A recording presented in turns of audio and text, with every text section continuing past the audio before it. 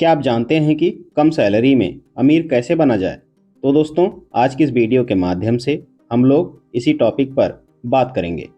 आगे की जानकारी से पहले दोस्तों, आपकी जानकारी के लिए बता दूं कि अगर आप इस चैनल आलोक दिनकर मोटिवेशन पर अभी नए हैं तो इसे सब्सक्राइब जरूर करें, क्योंकि हम आपके लिए ऐसे ही फाइनेंशियल टॉपिक लेकर आते रहते हैं। चलिए आज की वीडियो शुरू करते हैं। कहते हैं कि कम इनकम का होना वेल्थ क्रिएशन के लिए सर्वोत्तम आधार नहीं है, लेकिन दोस्तों यह बाधा भी नहीं होनी चाहिए। एक बेहतर प्लानिंग और परिश्रम के साथ कई रिटायरमेंट लोग अपना पूरा करियर मामूली इनकम पर काम करने के बाद भी अपने जीवन को बहुत अच्छे तरीके से जीते हैं। दरअसल एक बार जब आप बचत और निवेश की मानसिकता बना लेते हैं तो आपको यह देखकर आश्चर्य हो सकता है कि आप कम आय के साथ संपत्ति कैसे बनाने में सक्षम होते हैं। दोस्तों, आज की इस वीडियो में हम लोग उन 8 तरीकों के बारे में बात करेंगे जो आपको कम सैलरी के बावजूद भी अमीर बनाने में मददगार साबित होंगे। नंबर 1 पर है अपनी संपत्ति पर जीने की कोशिश करें। दोस्तों, आप सोच सकते हैं कि अपने साधनों के भीतर रहने का धन बनाने से कोई लेना देना नहीं है, लेकिन वास्तव में यह एक बुनियादी कदम है। आमतौर पर अमेरिकियों द्वारा अपनी बचत में पीछे रहने का एक प्राथमिक कारण यह है कि उन्हें अपने नकदी प्रवाह यानी कैश फ्लो की एक महत्वपूर्ण राशि को कर्ज चुकाने में लगाना पड़ता है।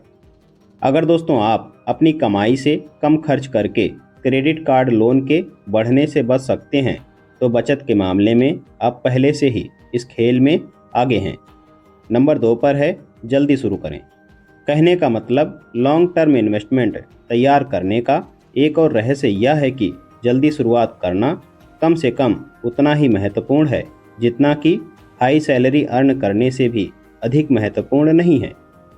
अब आप सोचिए, अगर आप 18 साल की उम्र से ही इन्वेस्टमेंट शुरू कर सकते हैं और अगर आप 10% ईयरली रिटर्न करते हैं तो आप 67 साल की उम्र तक केवल $100 प्रति माह खर्च करके आप $1.5 मिलियन से भी अधिक कमाई कर सकते हैं।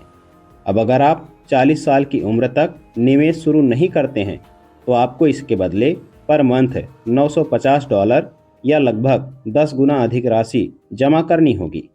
अब दोस्तों, बॉटम लाइन यह है कि एक छोटे से सैलरी पर भी आप एक बड़ा और अच्छा रिटर्न पा सकते हैं। नंबर 3 पर है छोटा शुरू करो। दोस्तों, भले ही आप 18 साल की उम्र में पर मंथ $100 जुटाना शुरू नहीं कर सकते हैं, फिर भी सबसे छोटी राशि का योगदान आपको अपने लक्ष्यों की ओर ले जाने में मदद कर सकता है। यहाँ तक कि 18 साल की उम्र से शुरू होने वाला $25 का मंथली योगदान भी बताए गए कैलकुलेशन को देखते हुए लगभग $4 लाख दे सकता है। यह मानते हुए कि जैसे जैसे आपके पूरे करियर में आपका वेतन बढ़ेगा, आप उस योगदान को बढ़ाने में सक्षम होंगे। तब भी आप रिटायर होने तक एक ऊंचे आंकड़े तक पहुंच सकते हैं। नंबर 4 पर है अपने इन्वेस्टमेंट को स्वचालित यानी ऑटोमेटिक करें। दोस्तों, अच्छे इरादों के साथ भी अपने निवेश खातों में लगातार कंट्रीब्यूट करना याद रखना कठिन हो सकता है। जीवन में अनएक्सपेक्टेड फाइनेंशियल इमरजेंसी से लेकर सीधे तौर पर पुराने मानव स्वभाव तक बचत और निवेश की कड़ी मेहनत में बाधाएं डालने का एक तरीका है। अपने योगदान यानी कंट्रीब्यूशन को ऑटोमेटिक करके आप भावनाओं सहित इन सभी वेरिएबल को इक्वेशन से बाहर कर देते हैं। कुछ समय बाद आप अपने मंथली योगदान यानी कंट्रीब्यूशन पर ध्यान नहीं दे पाएंगे, क्योंकि आप उन्हें अपने बैंक खाते में ना देखने के आदी हो जाएंगे, और यह एक अच्छी बात है। दोस्तों, बचत को अधिक कष्ट रहित यानी पेनलेस बनाने के लिए आप जो कुछ भी कर सकते हैं वह एक अच्छा कदम है। नंबर 5, अपनी इनकम बढ़ाएं। दोस्तों, भले ही आप कम वेतन वाले करियर पथ पर हों, फिर भी आप अपनी आय बढ़ाने के लिए कुछ कदम उठा सकते हैं। अपने एम्प्लॉयर यानी काम देने वाले से इसके बारे में बात करें कि आप उच्च भुगतान यानी हाई पेइंग वाले अवसरों में कैसे आगे बढ़ सकते हैं और वर्क प्लेस बोनस और वेतन वृद्धि के लिए खुद को कैसे तैयार कर सकते हैं। अगर आपके पास समय है तो एक एडिशनल प्रोग्राम चुनें ताकि आप पर मंथ कुछ एक्स्ट्रा ₹100 कमा सकें। दोस्तों, यह वह धन है जिसे आप सीधे अपने निवेश खातों में जमा कर सकते हैं। नंबर 6 पर है मनमाना खर्चों में कटौती करें।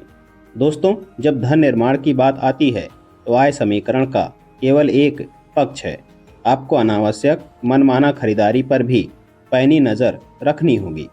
दरअसल ये ऐसे खर्चे हैं जो आपके अस्तित्व के लिए बिल्कुल भी जरूरी नहीं हैं, जैसे भोजन और किराया। फॉर एग्जाम्पल, बाहर खाना एक सामान्य मनमाना खर्चों में से एक है जो आपके बजट को खराब कर सकता है।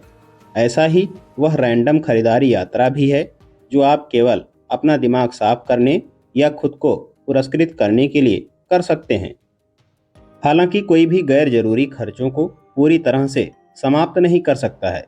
जितना अधिक आप इससे बच सकते हैं, उतना अधिक पैसा आपको अपने बचत खातों में भेजना होगा। अब नंबर 7 पर है जीवन शैली में कमी से सावधान रहें। दोस्तों, जैसे जैसे आप अपने करियर में आगे बढ़ेंगे, आपको समय के साथ लगातार बढ़ते वेतन का आनंद मिलने की संभावना भी बढ़ती जाएगी। अधिकांश लोग 20 साल की तुलना में 50 साल की आयु में अधिक कमाते हैं। फॉर एग्जाम्पल, भले ही आप अभी भी कम इनकम वाले लोगों में शामिल हों।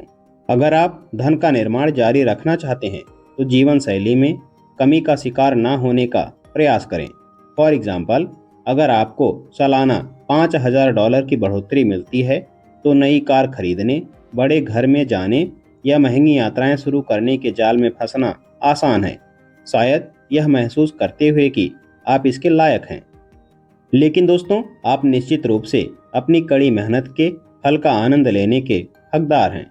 अगर आपकी प्राथमिकता लॉन्ग टर्म पैसा बनाना है तो आपको इन खर्चों को न्यूनतम रखना होगा। अब दोस्तों, अगर आप अपनी सैलरी के बराबर खर्च बढ़ाते रहेंगे तो आप अपने आप को विकसित करने का अवसर खो देंगे।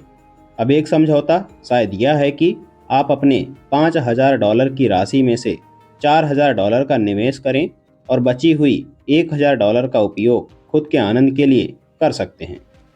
नंबर 8 पर है एक घर खरीदें।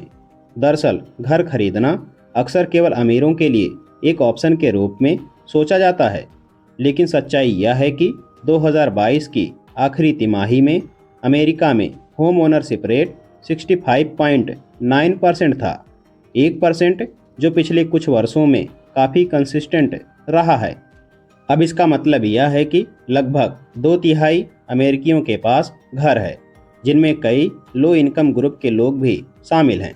अब अगर आप डाउन पेमेंट के लिए पर्याप्त बचत कर सकते हैं तो आपका बंधक भुगतान वास्तव में आप जो किराया चुका रहे हैं उससे कम हो सकता है।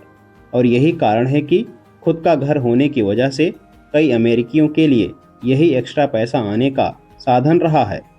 दोस्तों, बंधक भुगतान वह भुगतान है जो आप लॉन्ग टर्म लोन पर करते हैं, जो आपको अपना घर खरीदने में सक्षम बनाता है। अब दोस्तों, अगर इस पॉइंट को और डिटेल में समझें तो कहने का मतलब है कि अगर आपके पास अपना खुद का घर है तो यह भी आपके कमाई का एक साधन हो सकता है जो कि किराए के रूप में आता है। दोस्तों, ये तो रहे कम सैलरी में अमीर बनने के 8 तरीके। उम्मीद है आपको पसंद जरूर आए होंगे। बाकी दोस्तों, आपने इस वीडियो के माध्यम से क्या कुछ नया सीखा, कमेंट बॉक्स में अपनी राय में जरूर दें। और आगे भी इसी प्रकार के इन्फॉर्मेटिव वीडियो को देखते रहने के लिए आलोक दिनकर मोटिवेशन यूट्यूब चैनल को सब्सक्राइब जरूर करें। जल्द मिलते हैं एक और बेहतरीन टॉपिक के साथ। वीडियो को पूरा देखने के लिए आप सभी का बहुत बहुत धन्यवाद।